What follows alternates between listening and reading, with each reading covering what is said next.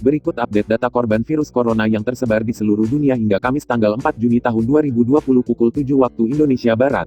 Total kasus saat ini mencapai 6.561.235 dengan 386.731 kasus kematian dan 158,183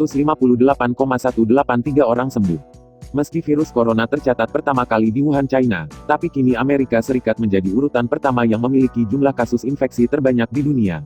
Menurut data terbaru di Worldometers Info, total kasus virus corona di Amerika Serikat telah menembus angka 1.901.522 pasien, setelah melaporkan 20.317 kasus baru. Sementara, total kematian di Amerika Serikat mencapai 109.140 jiwa dan pasien sembuh ada 685.584 orang. Dengan angka tersebut, Amerika Serikat menempati posisi pertama total kasus secara global.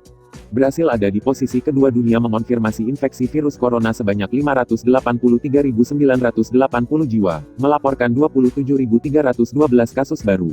Jumlah infeksi virus corona di Rusia hari ini mencapai 432.277 kasus, mencatat 8.536 kasus baru. Kemudian di peringkat kelima, Inggris melaporkan 279.856 infeksi yang dikonfirmasi, dengan melaporkan 1.871 kasus baru.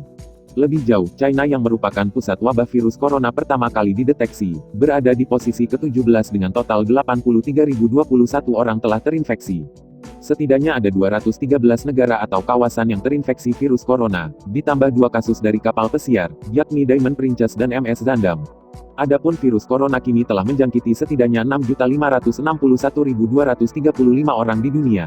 Warga yang dinyatakan sembuh sebanyak 3.158.183 pasien, sedangkan 386.731 orang dinyatakan meninggal dunia.